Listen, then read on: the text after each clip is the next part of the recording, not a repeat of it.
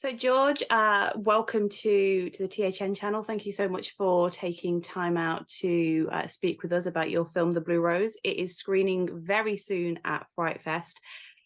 How are you feeling about one, the selection, and two, the screening itself? Um, I'm really excited, but also really, really scared. In like a good way. Yeah, I'm really like honored to be at Fright Fest, which is just such like a big, legendary genre festival. It feels really good to be premiering there. Yeah. I mean, you're one of two 18-year-old film directors that they've got on the roster this year. I mean, most people that age, I've got a sister who is the same age, and she is still struggling to like organize our homework. How on earth did you find the time to make a film as well? Um, Great question. The 2020 COVID-19 pandemic. Nice, yeah. uh, that that is my answer to that. Yeah. Uh, right before um like the pandemic like hit, I had just worked on like an immersive art installation with my friend Sophia, who did all of the paintings that you see in the movie. And yeah, I like loved those characters that we created like that one night. And then once summer of the pandemic hit, I was like, well, I have nothing to do. And life is awful. So I'm gonna write something. And so I wrote this story and reached out to a producer who had produced a film that I worked on when I was doing like child acting work, and sent it to her, and I directed it during my summer break right before my senior year of high school. So I think like we wrapped, and then I think the next day was my first day of school, and I was so exhausted that I was like I can't go. And so I think I wound up going like 2 days later. But yeah, no, I mean that's what and it that's what it was. Yeah, very strange. But yeah, I the other 18-year-old filmmaker, Alice, she is so lovely. I've had the opportunity to speak with her a couple times lately, and I think that she is such a trailblazer. I know this interview is supposed to be about me, but I want to talk about her because she is such a trailblazer, being a young trans woman. Um, and I'm really sad that they scheduled both of our films on the same time slot on the same day because I wanted to see it so bad. Uh, but yeah, yeah. Yeah. Well, I mean, because that's her third film as well. She's already got I, So and Bad Girl Boogie already out. So T Blockers is like a third film at 18. It's I like crazy, crazy. it's just it boggles my mind because I think Yeah. one of the things is that filmmaking has for so long it has been very much viewed as this old white man industry, that it's been very hard for anybody else to get in. But I think something that's really helped is modern technologies. I mean, you yourself as a young filmmaker, how have you found that process? You mean like just like any type of modern technology in regards to filmmaking, or Yeah, do I you mean, do you mean think do you think it's how obviously like we've got back in the day it would have been like helicopters for aerial shots, and now you can get a drone, and people are making full feature films on their iPhones. I feel like it's opened up a lot more doors for people with different perspectives on the world to get their stories out. yeah, I think it's cool. I think it's super cool. I when I was a kid, like a little kid, I was because I'm still a kid, but I was when I was a little kid, I was making movies on my iPhone like all the time. That was how I like started. I would take my Barbie dolls and I would make them do things, and I would cover them in fake blood, and I would shoot horror movies on my phone. I would have them falling out of the window of the Barbie dream house into the garden, dying, and then it would be a murder mystery movie shot on like my tiny little iPhone, and then I would edit it on iMovie when I was like 6. So I love how accessible like filmmaking is. Like for example, I mean, you just think about like films that are shot on iPhone, you think of like Tangerine, and which did so well. I think that I think as long as the story is there and like the visuals are there, you can pretty much shoot a movie on a microwave if you wanted to, you know, or an LG smart refrigerator. Like you could shoot it on anything. Yeah, I know there is a film that screened at Fantasia called Home Invasion, which is shot through a Ring doorbell. Really, I haven't heard about this. Yeah, it's like a found footage, but told through like the doorbell footage. So that's Yeah, like, I love like filmmaking that's like just like non-traditional filmmaking. Like my brain goes to, you know, films like Inland Empire, shot on, you know, a shitty little camera, and the Blair Witch Project. Um, those types of films are super cool. I would love to like make something like that, like just for fun. yeah. Pretty cool. I mean, going back to what you were saying about, you know, your sort of iPhone videos with, you know, with Barbies, you know, there's a perfect time to be repitching a horror Barbie out there at the moment, given how well Greta's film's done. I know. I think they should put me on some type of list for that. I think I would do a wonderful job at I mean, directing a yeah. Barbie. I mean, they're on about like expanding, you know, the toy universe out and stuff. So why not have like a horror Barbie or, you know, a live action like Monster High or something and bring in, you know, those aspects that would, you know. I'll write it right now. Like send my resume to Yeah. Mattel. You need something to do on the plane tomorrow, you know. Yeah. But I mean, this film, The Blue Rose, it's although it has a lot of aspects of modern day life, it is set within the 50s. What was it about this era that sort of inspired you and that made you think it was like right for this story? I don't want to be one of those people who are like, oh, like I was just born in the wrong generation, which like obviously isn't true. But feel I f- I know I wasn't like alive then, but I feel like I was there. Like I don't I like I can't describe it, but I feel very connected to that time in regards to the fashion and the films and the music. Um, the like late 40s through like mid 60s is like kind of like my sweet spot. Um, yeah, I think that I was always like the kid who would want to watch like an older movie when I was younger, and none of the kids would want to watch it because it was in black and white, and that was boring. And yeah, I don't know. I mean, my favorite. I remember when I was a kid, one of my birthday parties was like Wizard of Oz themed, and I my parents like rented out like a cinema, like a small theater in a cinema, and invited all my classmates, and we like watched Wizard of Oz. So I think I've always kind of just felt connected to that like golden age of Hollywood. Um, I think that it was such an expert time in filmmaking, which is so strange because filmmaking was relatively new. Um, but there's nothing like it anymore. Like I don't think we'll ever see anything really like reminiscent of like the craftsmanship that went into making movies of that era. Yeah. I mean, it's funny that you mentioned the craftsmanship. One of the things I really love about Blue Rose is how impeccable the production design and the costume designs are. I mean, they look like they took a lot of work because they're so, I mean, the costumes especially, they're so beautiful. Thank you. I remember literally I printed off like uh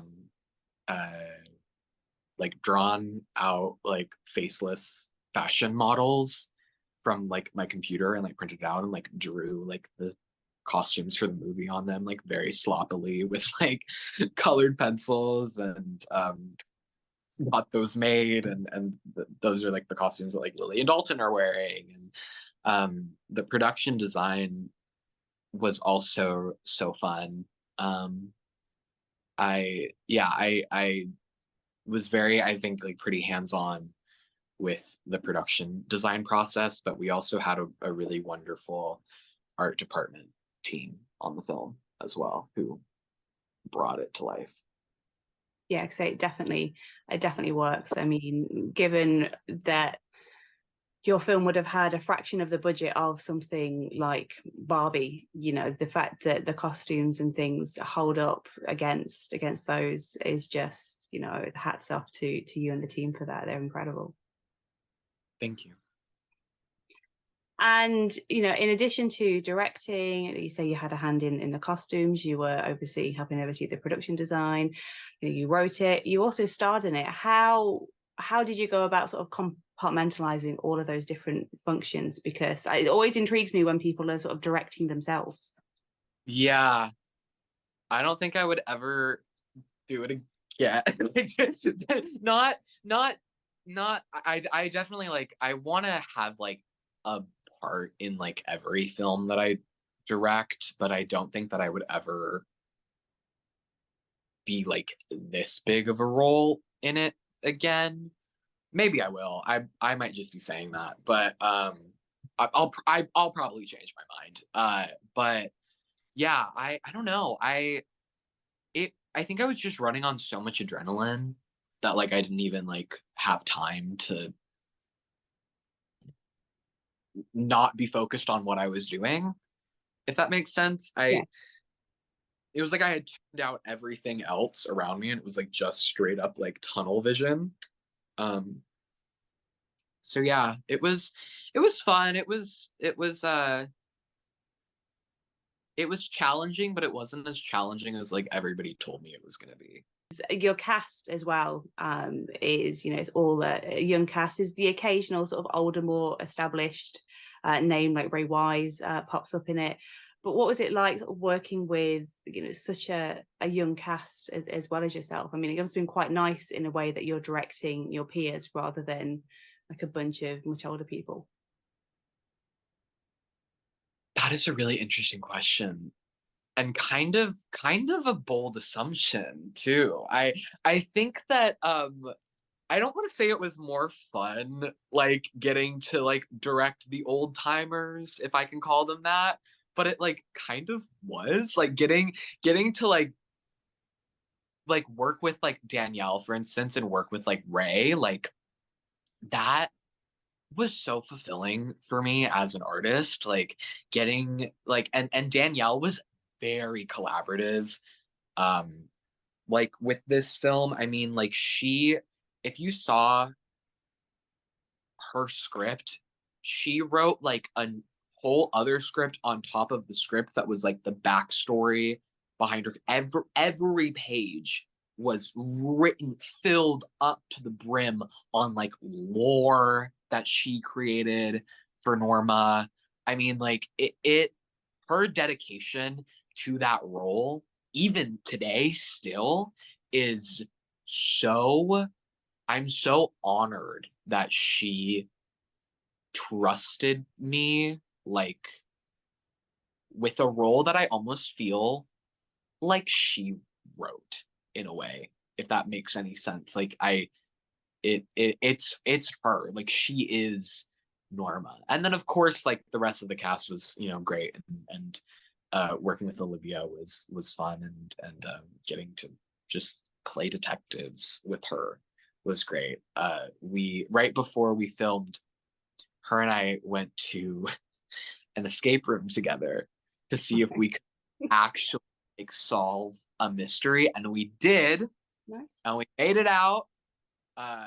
So yeah, I had a great time. I just hope that like everybody else also had a nice time too. So Well, I think you yeah. can tell, if you're having a good time, you tend to, I don't really think you can really have a good time if other people around you aren't as well. I think it all sort of the energies feed into each other. So, and the film, I guess it's kind of hard to explain narratively to a degree because it kind of gets into some surreal moments. But I guess on the top level, it's like a film noir. Was that, getting that down, was it a lot of watching, was it an excuse to go back and watch some of those films of yesteryear? Yeah, yes and no. I think I've said this before somewhere, but there was a time where I thought about making it like a true black and white like noir, but that's kind of just like not me.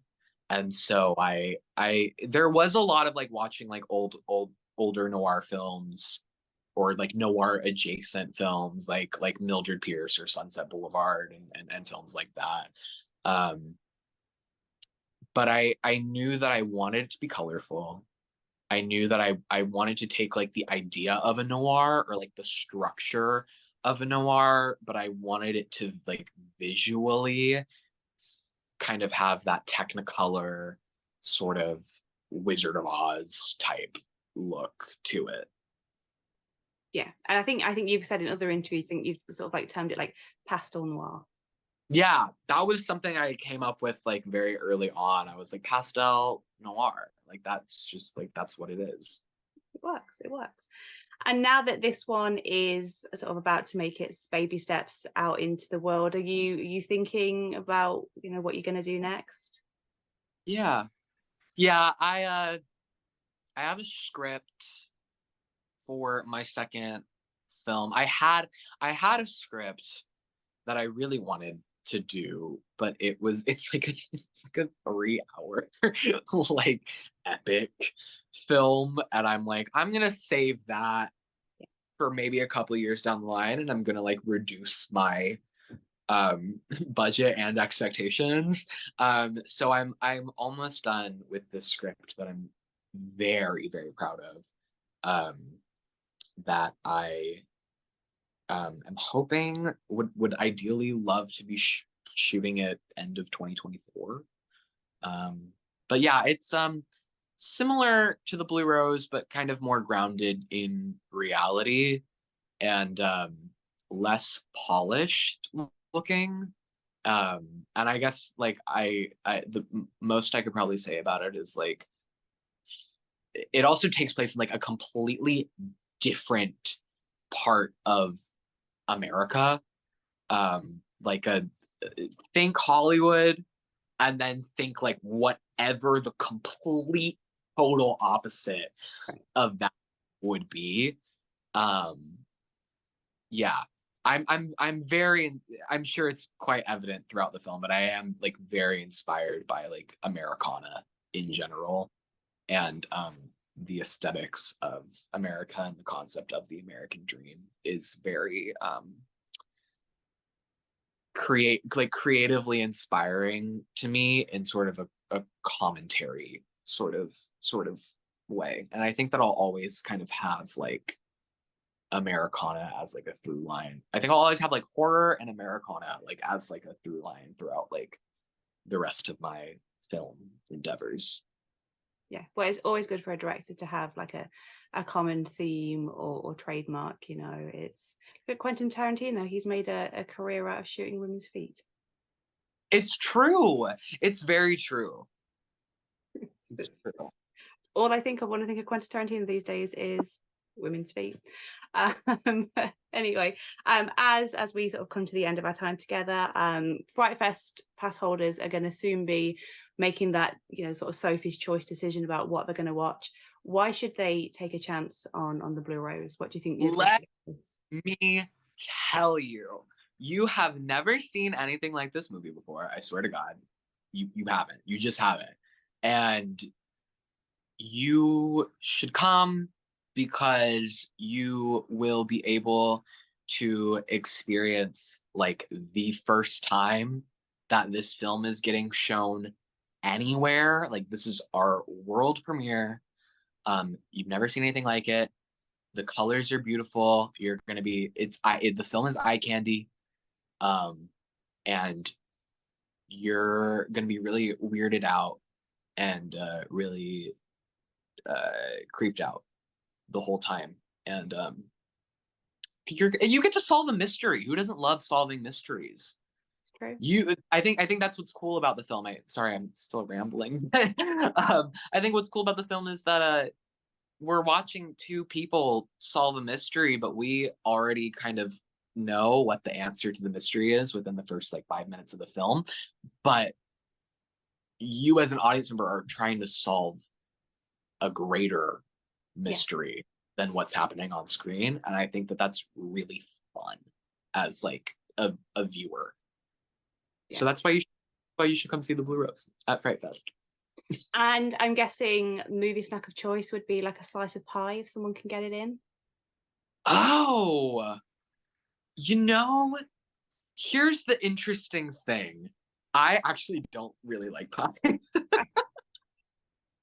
I don't like pie, but I do love popcorn, and that would be my movie theater snack of choice. But if you want to sneak in some strawberry pie into the Blue Rose, be my guest. Go ahead. We should do like a Rocky Horror situation and like have people like throw strawberry pies at the screen whenever a strawberry pie is on screen. Yeah, I mean, you're showing on the last day. I'm sure the cinema will be fine with that. Won't be a problem at all. Well, I wish you best of luck with that screening. Hopefully it doesn't get too messy. And I'll see you at the festival. Okay. Thank you.